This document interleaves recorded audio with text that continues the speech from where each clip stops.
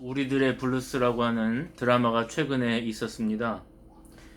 제주도를 배경으로 하는 드라마이기도 하고 또 작가가 워낙 유명한 작가이기도 해서 한두 번 보다가 결국 끝까지 보게 된 드라마였습니다. 여러 커플들이 나오고 가족들 이야기, 친구 이야기, 연인들의 이야기가 저마다의 사연을 가지고 나옵니다. 그때그때마다 시청자들에게 즐거움과 또 가슴 뭉클한 감동을 선사하는 그런 드라마였습니다. 모든 가족들, 모든 연인, 커플들, 친구들 얘기가 다 재미있었지만은 기억에 남는 장면이 하나 있습니다. 거기 보면 정준, 영옥이라고 하는 커플이 나오는데 이 영옥이라고 하는 여성은 어릴 적 부모님을 여의고 장애가 있는 언니를 책임져야 하는 그런 삶을 사는 아가씨였습니다.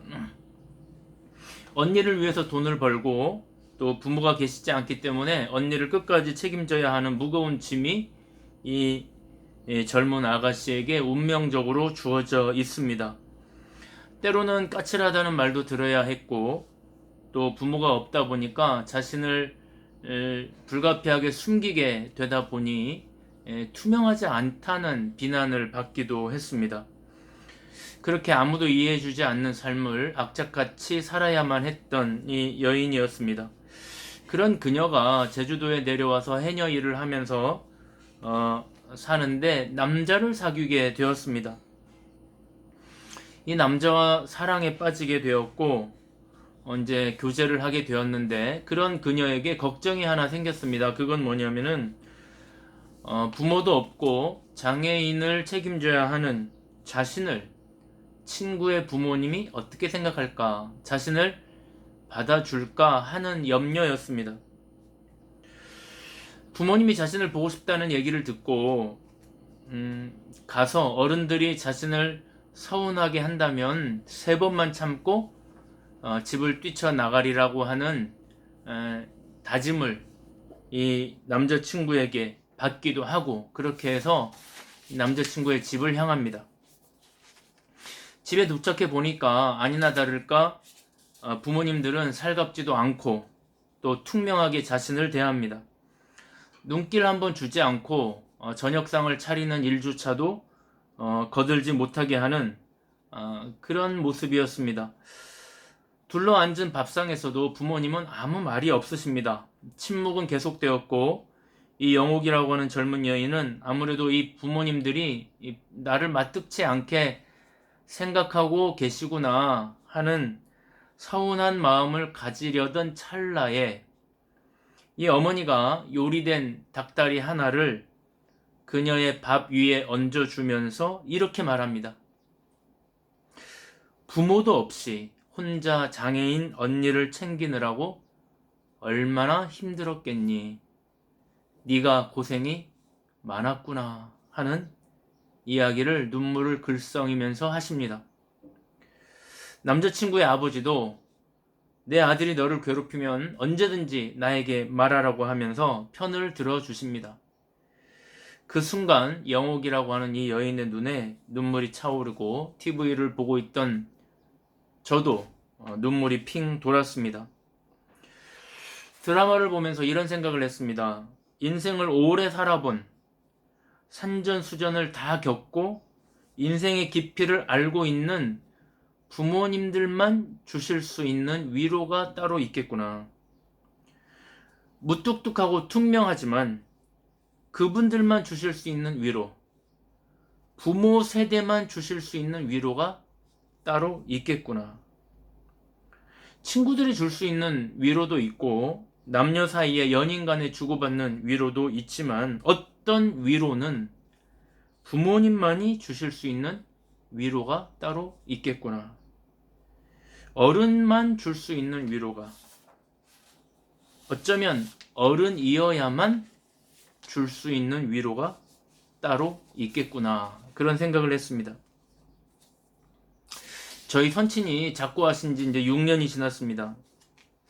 아버지가 돌아가시기 전에 저는 한 2년 남짓 토요일마다 아버지를 목욕시켜 드렸습니다. 매일매일 고생하시는 어머니를 위해서 제가 할 수 있는 일이 겨우 그 정도였습니다. 일주일에 토요일에 한 번 목욕을 시켜 드리는 일인데도 저는 간혹 아버지에게 짜증을 내기도 했습니다. 젊은 사람들끼리 식사하러 나가려고 하면은 아버지는 눈치 없이 나도 간다 그러면서 따라 나서실 때도 있었습니다. 어쩌면 그럴 때마다 속으로 아버지가 이럴 때는 좀 참으시지 하는 마음이 들 때도 있었습니다. 저는 아버지에게 좋은 아들이 아니었습니다.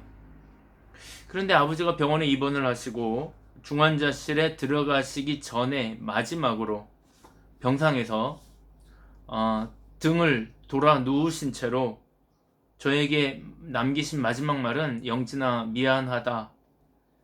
이 짧은 한 문장의 말씀이었습니다. 저는 두고두고 이 장면만 생각하면 눈물이 납니다. 우리가 인생을 살다 보면 부모님만 주실 수 있는 위로가 있습니다. 부모님의 위치에서만 주실 수 있는 위로. 반드시 부모여야만 줄 수 있는 위로가 있습니다. 부모님만 주실 수 있는 사랑이 있고 부모님만 주실 수 있는 도움이 있습니다. 어쩌면 하나님도 마찬가지다라는 생각이 듭니다. 하나님만 하실 수 있는 위로가 있습니다. 하나님이어야만 주실 수 있는 위로가 있고 하나님이어야만 주실 수 있는 은혜가 있고 하나님이어야만 주실 수 있는 도움이 있습니다.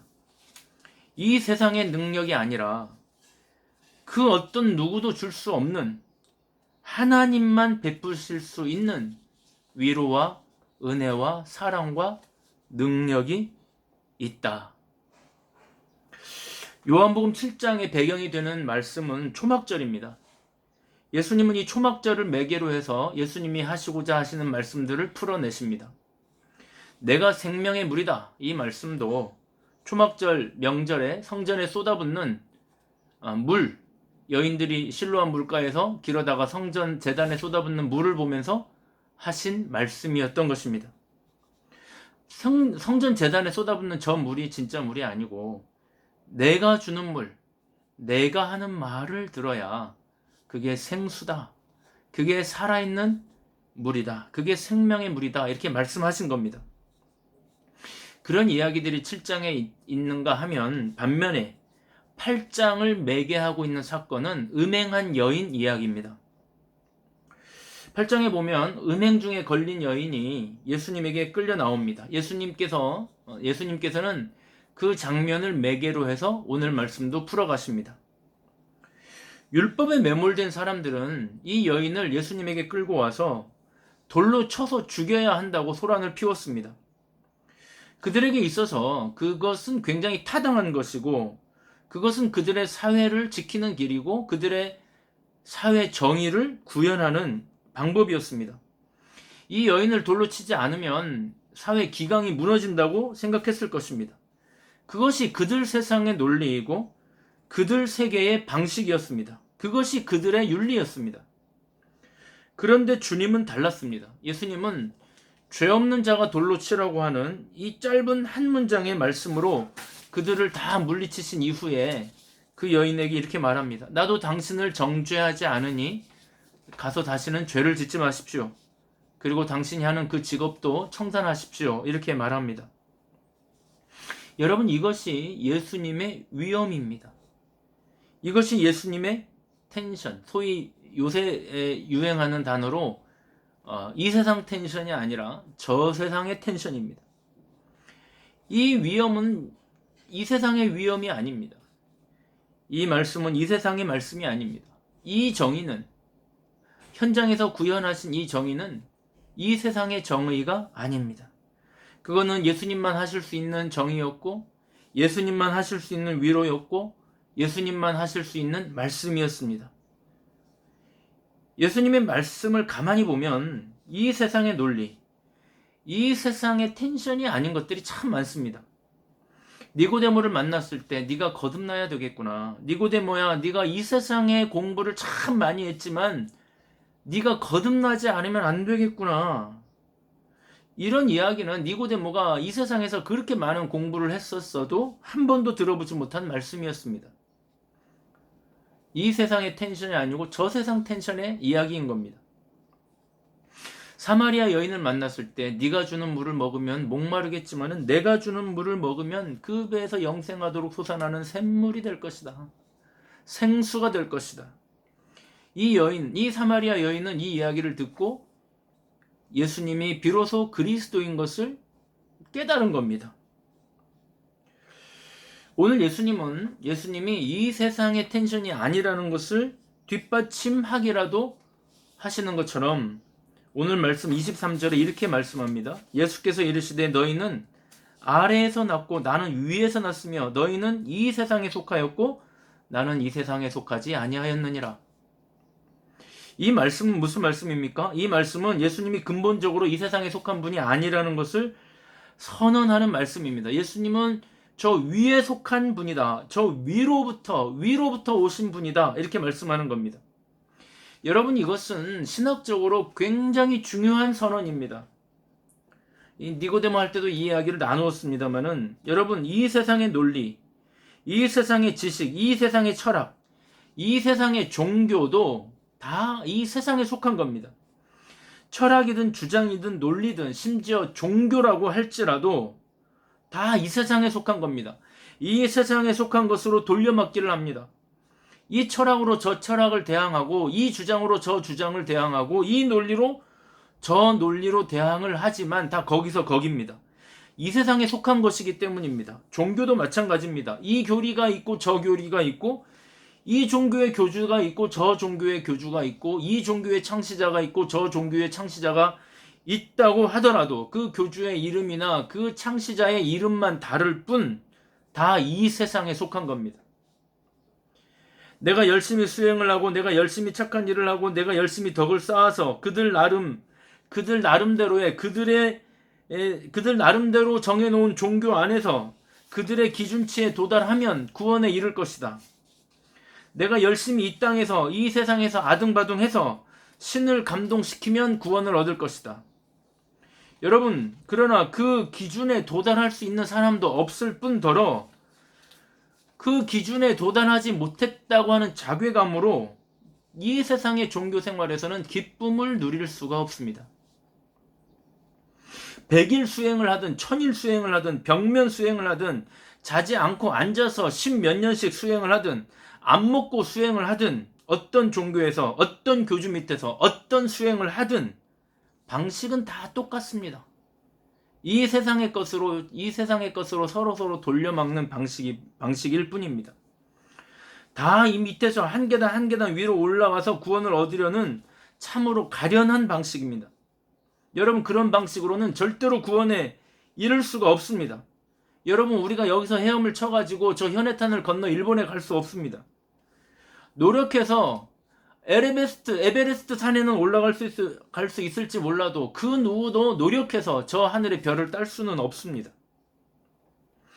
그래서 저 유명한 공자조차도 논어 인이편에 보면 조문도 석사가의다.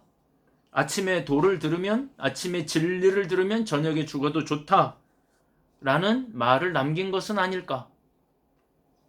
아마 공자도 이 세상의 논리가 아니라 그런 논리가 아니라 진짜 진리, 저 위로부터 오는 참 진리를 듣고 싶어 하던 열망이 있었던 것은 아닐까. 그런데 저 위에 속한 사람으로서 저 위에서부터 내려오는, 밑에서부터 올라가는 진리가 아니라 위에서부터 내려오는 진리가 있다는 것을 주장하는 사람이 나타났습니다. 그분이 바로 예수 그리스도입니다. 이 구원의 방식은, 이 구원의 교리는 예수의 교리가 유일합니다. 예수님은 자신이 저 위에 속한 사람이라고 주장합니다. 우리와 완전히 다른 차원에서 왔다고 주장합니다. 그 주장을 믿고 구원을 얻었다는 사람들의 이야기가 성경에 가득합니다. 예수를 만나본 사람들은 예수가 소위 말하는 인류의 4대 성인과 존재론 자체가 다른 분이라고 말합니다. 이분은 저 위에 계시다가 이 땅의 백성들을 위해 친히 내려오셔서 도무지 자신의 힘으로는 올라갈 수 없는 천국에 우리를 데리고 올라가시는 분이라고 말합니다. 그렇기 때문에 우리가 기독교를 믿는 겁니다.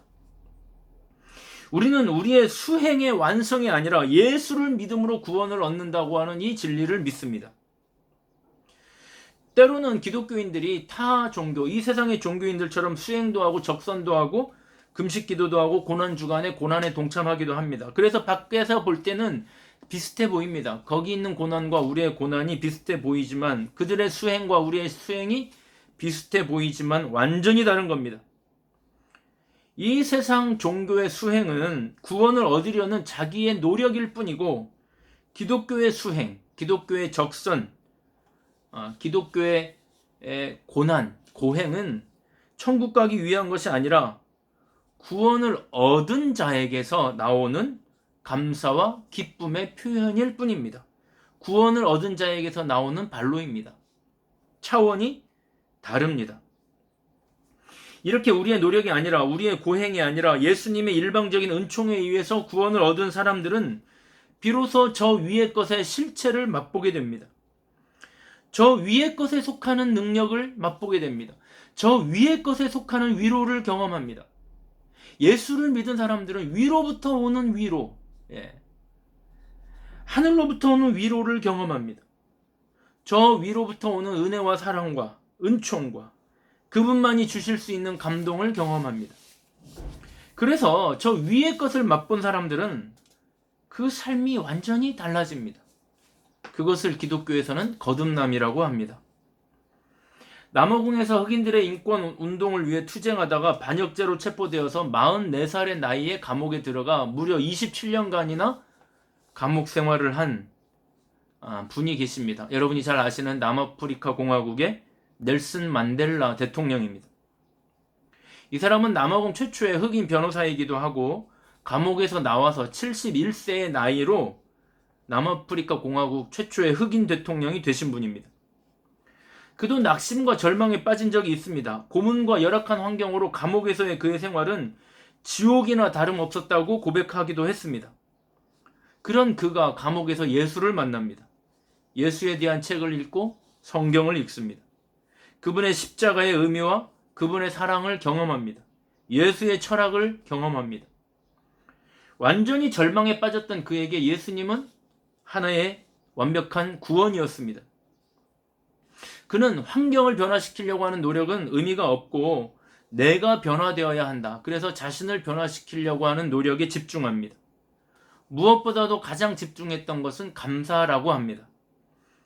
감옥에 있어도 건강하니 감사하고 보잘것없는 빵이지만 매 끼니마다 먹을 수 있으니 감사하고 감옥에 있지만 작은 창으로 하늘을 볼 수 있으니 감사하고 강제 노동 현장에 가서 푸른 농작물을 볼 수 있으니 감사하고 또 아침 저녁으로 운동할 시간이 있으니 감사했다고 합니다. 많은 사람들이 그가 추록할 때 27년이나 옥살이를 했기 때문에 허약한 상태로 나올 거라고 생각했는데 그는 70의 나이를 무색해할 만큼 건강하게 추록을 합니다. 사람들이 묻습니다. 27년간 옥살이를 했는데도 어떻게 이 건강을 유지할 수 있었습니까? 그럴 때 만델라가 했던 대답이 하나입니다. 나는 감옥에서 하나님께 감사하는 법을 배웠다. 하늘을 보고 땅을 보고 물을 마시며 음식을 먹으며 강제 노동을 할 때조차도 나는 감사했다. 감사가 나의 건강을 지키는 비결이었다. 만델라는 그 후에 노벨 평화상을 받았고 최초의 흑인 대통령에 당선되어서 자신을 수감한 모든 사람들을 용서하는 정책을 펴니다. 여러분 아시는지 모르겠지만 우리나라에도 비슷한 분이 계셨습니다. 이분이 옥중에서 아내에게 쓴 편지의 일부입니다. 예수님의 부활을 확신하는 것이 나의 믿음을 지탱하는 최대의 힘입니다. 언제나 눈을 그분에게 고정하고 결코 그분의 옷소매를 놓치지 않으려고 오늘도 안간힘을 쓰고 있습니다. 그리고 아들에게는 이런 편지를 썼습니다. 사랑하는 홍거라, 아버지는 누구도 원망하지 않고 누구도 미워하지 않는다. 우리는 죄인이기 때문에 원수조차 사랑해야 한다. 원수조차 용서해야 한다. 용서는 하나님 앞에서 가장 강한 사람만이 할 수 있는 것이기 때문이다. 바로 김대중 대통령입니다. 이분은 미 의회 연설에서 예수님이 나를 구원하셨다. Jesus saved me. 라고 예수님이라고 하는 예수님의 이름을 정확히 거명한 유일한 한국 대통령입니다. 보통 신이라고 하지 않습니까? God 이런 표현을 하는데 Jesus Christ, 예수 그리스도가 나를 구원했다고 미 의회 연설에서 예수님의 이름을 말한 유일한 한국 대통령이다. 그런 말입니다. 저는 오늘 저와 여러분이 저 위에서부터 오는 하나님의 은혜, 저 위로부터 오는 주님의 위로를 경험하고 우리를 구원하시고 우리를 위로하시는 우리 예수님을 꼭 믿기를 주님의 이름으로 축복합니다. 예수님을 믿고 예수님만이 주실 수 있는 위로와 예수님만이 주실 수 있는 사랑과 그분의 은총과 이 세상에 속한 것이 아니라 저 하늘에 속한 은총과 위로를 많이 경험하기를 축복합니다. 그래서 저 하늘의 것을 맛본 사람처럼 그 하늘의 것을 나누어 주면서 그분처럼 다른 사람을 위로하고 그분처럼 다른 사람을 사랑하고 그분처럼 다른 사람을 용서하고 이 세상의 텐션이 아니라 저 세상의 텐션으로 힘차게 살아가는 저와 여러분 되실 수 있기를 주님의 이름으로 축복합니다.